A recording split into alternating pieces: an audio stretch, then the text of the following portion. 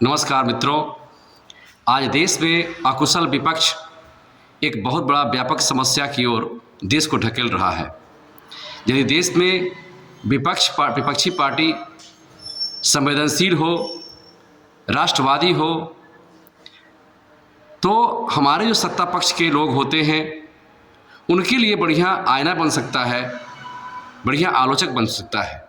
आज के डेट में जंतर मंतर पर आरक्षण में रिफॉर्म के मुद्दे पर सारे नौजवान बैठे हुए हैं, संघर्ष कर रहे हैं। सत्ता पक्ष भी मौन है और विपक्ष भी बिल्कुल मौन है। विपक्ष तो बिल्कुल ही मौन है। क्या जो आंदोलन कर रहे हैं वो देश के नागरिक नहीं हैं?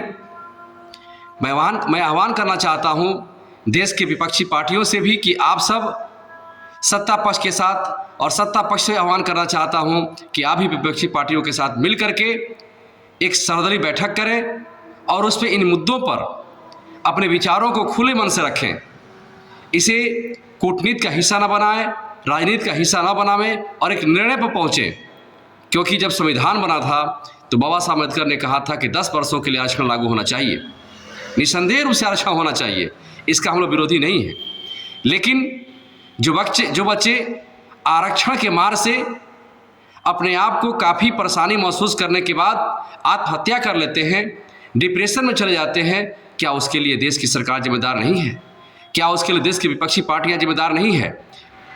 मैं सिर्फ और सिर्फ यही कहना चाहता हूं कि न सिर्फ सत्ता पक्ष बल्कि विपक्षी पार्टियां भी अपने आप पे संपूर्ण रूप से जवाबदेह हैं। ध्यान रहे, भारत की जनता विपक्ष पार्टी को ही देख रही है और सत्ता पक्ष को ही देख रही है।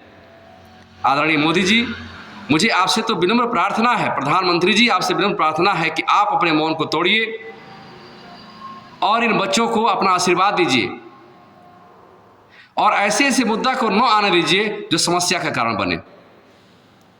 मैं पूछता हूं कि यूजीसी का मुद्दा आने की क्या जरूरत थी? ऐसे संवेदनशील मुद्दों को लाने की क्या जरूरत है? हम सब आपको, हमारे या पूर्वज आप सबको सपोर्ट किए, हम सभी सपोर्ट करते आ रहे हैं।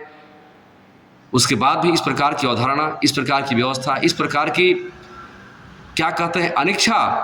मैं अंत इतना ही कहना चाहता हूं आदरणीय प्रधानमंत्री से कि आप भी तुरंत अपने मौन को तोड़िए और इस पर कोई त्वरित निर्णय लीजिए, सर्वदलीय बैठक बुलाइए।